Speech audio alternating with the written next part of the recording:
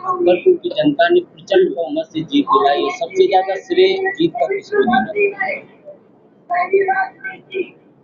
भगवान को, पूज्य माता पिता को,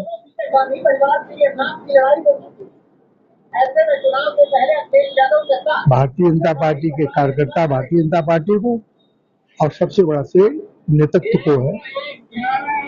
इनके मार्गदर्शन में इतनी बड़ी सफलता नहीं। कार्यकर्ताओं से बस एक ही है, तो उनका जो कर्ज है उसे ब्याज के रूप में निश्चित तौर पर अदा करूंगा।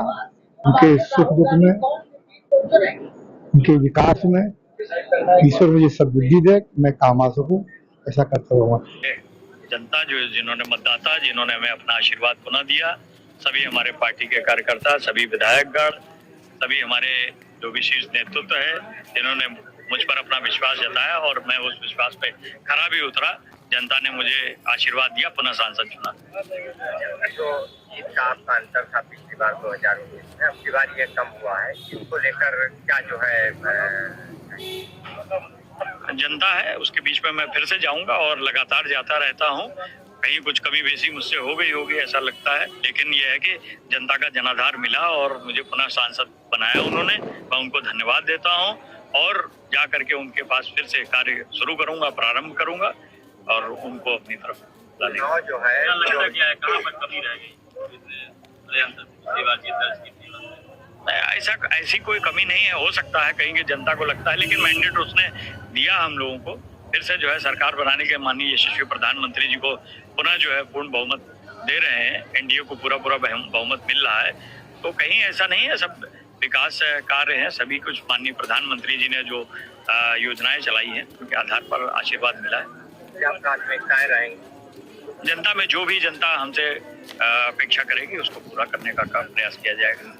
क्या क्या प्रमुख जो है क्षेत्र के मुद्दे लमसम प्रयास किया था कि सभी कंप्लीट हो जाएं और कोशिश थी। अब नए क्षेत्र के जो भी जनता द्वारा हमसे, जैसे मल्लावा का है, जो सड़िया पुल है, वो डिमांड आ रही थी, तो इस प्रकार से और भी चीजें हैं। बिल्लौर का जीटी रोड बन चुका है, तो इस प्रकार से बहुत से कार्य हो चुके हैं। जो भी जनता हमसे अपेक्षा करेगी, जैसे इंडस्ट्रियल एरिया है उसको और हम विकसित करना चाहेंगे। हमने माधोगंज के लिए भी डिमांड करी थी। तो इस प्रकार से जो भी जनता के लिए हितकर रहेगा उसको प्रयास किया जाएगा। खड़े होंगे ये राम मंदिर का निर्माण भी हुआ, उसके उपरांत भी जो फैजाबाद सीट है उस पर भी भारतीय जनता पार्टी को शिकस्त मिली। मैंने कहा कि निश्चित रूप से हमारे जो सांसद जी हैं बहुत लोकप्रिय हैं, वहाँ पे उन्होंने काम भी किए हैं।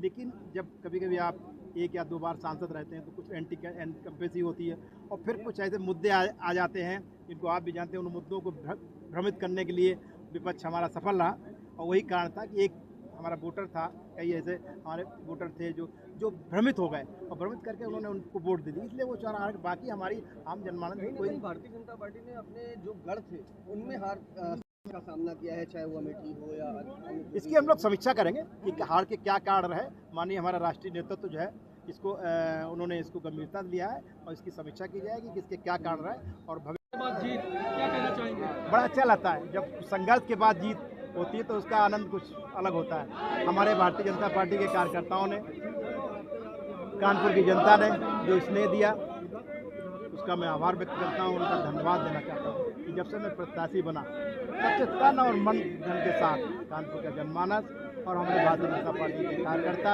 हमारे पदाधिकारी, हमारे सूर्य अवस्थी खड़े हुए हैं, हमारे तमाम और पदाधिकारी यहाँ खड़े हुए हैं। दिन रात देख करके मुझे चुनाव लड़ा और ये बड़ा संघर्षशील चुनाव था। आप जानते हैं जो राजनीतिक हालात थे उसमें हम लोगों ने बड़े संघर्ष के साथ चुनाव लड़ा और संघर्ष के बाद जो जीत होती है उसका आनंद बहुत होता है। आज हम सब लोग बहुत आनंदित हैं, सब लोग बहुत खुश हैं और मैं कानपुर के जनमानस को एक बार पुनः बहुत बहुत धन्यवाद देना चाहता हूं और ये उनको वादा करता हूं कि जो भी उन्होंने मुझसे उम्मीदें की हुई मैं पूरा करूँ। जो कुछ अधूरे काम रहेगा उनको किस तरीके से पूरा करेंगे? निश्चित रूप से हमारे जो हमारे सांसद जी हैं अभी पूर्व नहीं हुए, लेकिन माननीय सत्तू पचौरी जी हों, चाहे माननीय ज्योति जी हों, जो भी काम कराए, जो भी पूरे, सबसे पहले मेरी प्राथमिकता होगी उन विकास कार्यों को मैं पूरा कराऊँ। उसके बाद नई कई चीज़ें हैं जो कानपुर के विकास के लिए हम लोग प्लान कर रहे हैं, उस नई चीज़ों को हम लोग प्लान करेंगे। तमाम कानपुर की समस्याएं हैं उनका भी हमारी प्राथमिकता है, चाहे वो खेल हो, चाहे पर्यटन हो, चाहे हमारा यातायात समस्या हो।